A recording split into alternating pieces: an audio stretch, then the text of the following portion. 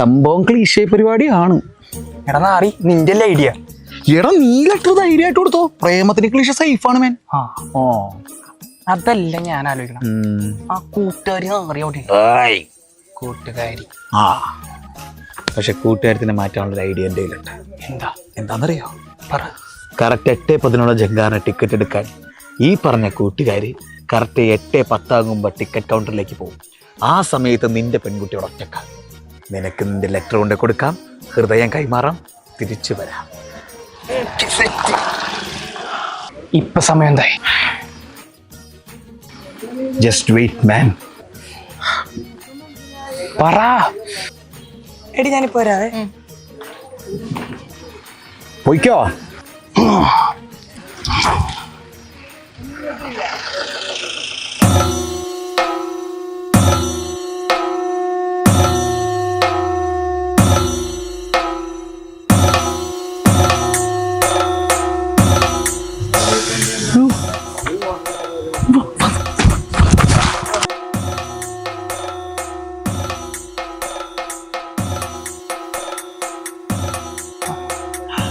Letter കിട്ടി. അയക്കുമ്പോ കൂട്ടുകാരിച്ചോട് പറയും നിന്റെ സ്നേഹം.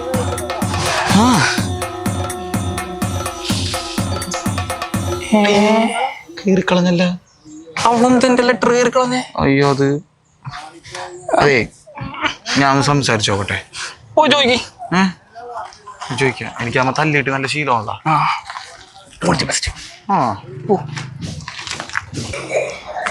എടി സമയം നമുക്ക് പോയാലോ?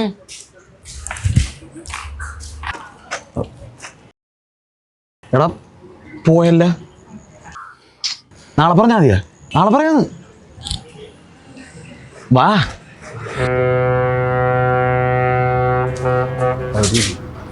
അതെ, ഇന്ന് നമുക്ക് വീട്ടിലിരുന്ന എപ്പോഴും നമ്മൾ അകലുന്നേരം നോക്കാറ്. നമുക്ക് അടുത്തുള്ള ചേഷ്ടകളൊക്കെ വീക്ഷിക്കാം.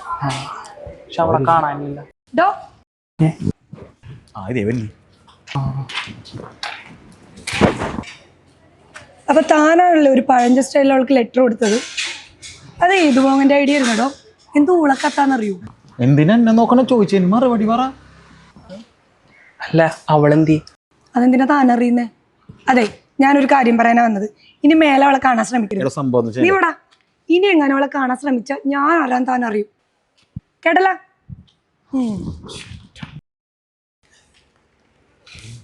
കണ്ടത് വിട്ടേക്ക് ഭയങ്കര രാക്ഷസി അത്.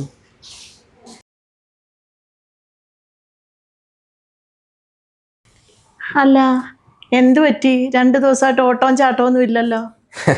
ആർക്കാ അമ്മേനെ ഓടി തോപ്പിക്കാൻ പറ്റുക? ഞാൻ പൊളിഞ്ഞിരിക്കണ്ട.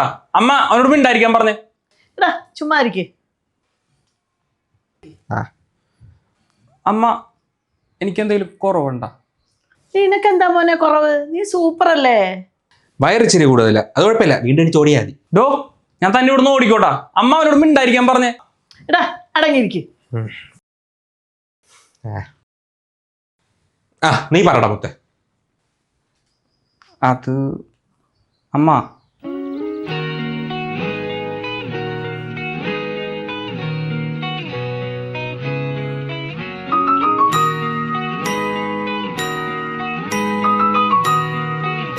എടോ വിസ്മയക്ക് വരെ ലൈനൊക്കെ ഉണ്ട്. താനിനി അവളുടെ പുറകെന്ന് പറഞ്ഞ് ശല്യം ചെയ്തു. കേട്ടല്ല? അപ്പൊ അതാണ് പ്രശ്നം. എന്താ നിന്റെ കയ്യിൽ വല്ല പരിഹാരം ഉണ്ടോ? അയ്യോ എന്റെ ഒന്നുമില്ല, അമ്മ തന്നെ പറഞ്ഞോട്. എടാ നിന്നെ വഴക്ക് പറഞ്ഞ കുട്ടിയോടല്ലല്ലോ നിനക്ക് ഇഷ്ടം തോന്നിയത്, ആണോ? അതവനാ തോന്നിയത്. സബാൻ. അവന് പിന്നെ ആരോടാ ഇഷ്ടം തോന്നാത്തത്? എടാ ഈ ഒരാളുടെ പുറവിന് നടക്കുന്നതിന് ഒരു ശാസ്ത്രീയ വശമുണ്ട്. ഞാനേ എൻ്റെ യങ് കാലഘട്ടത്തിലെ എക്സ്പീരിയൻസ് ഒന്ന് പറയാം. റൂൾ നമ്പർ 1, നമ്മൾക്ക് ഇഷ്ടമുള്ള ആളിനെ ബുദ്ധിമുട്ടില്ലാത്ത രീതിയിൽ നമ്മൾ സ്നേഹിച്ചു തുടങ്ങണം. റൂൾ നമ്പർ 2, നമ്മൾ സ്നേഹിക്കുന്ന വ്യക്തി എങ്ങനെയുള്ള ആളാണെന്ന് അയാളുടെ ചേഷ്ടകളിൽ കൂടെ നമ്മൾ നിരീക്ഷിക്കേണ്ടതാണ്. റൂൾ നമ്പർ 3, ആളെ മുഴുവൻ മനസ്സിലാക്കിയതിനു ശേഷം നമ്മളുടെ ഇഷ്ടം ആ ആളോട് തുറന്നു പറയാൻ ശ്രമിക്കുക. അപ്പൊ റൂൾ നമ്പർ 4?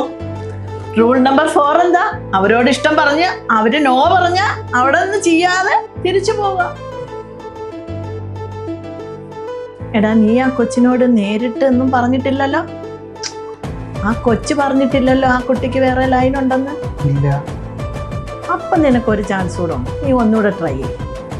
ഓടാൻ പോകുമ്പോൾ ഇട്ടോണ്ട് പോകുന്ന വള്ളിക്കളസം ഇട്ടോണ്ടല്ല പോകേണ്ടത്, നീയായിട്ട് പോണം.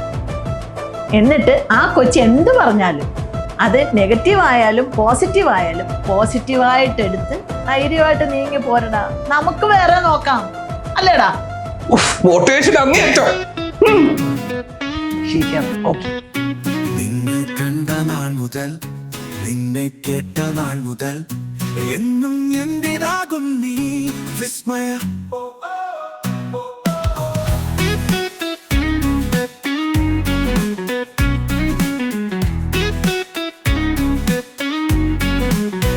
കാണാതെ നെഞ്ചം പൊട്ടുമോ അറിയില്ല, കാണാതെ നെഞ്ചം കാട്ടുമോ അറിയില്ല, എന്നും എന്നുമെൻ അഴകായി നീയോ വന്നേ.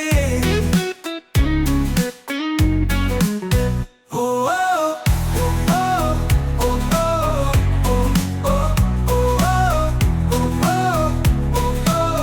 വിസ്മയ, വിസ്മയത്തിൻ ജാലകം തുറന്നു നീ എനിക്കായി. നിന്നെ കണ്ട നാൾ മുതൽ, നിന്നെ കേട്ട നാൾ മുതൽ എന്നും വിസ്മയ.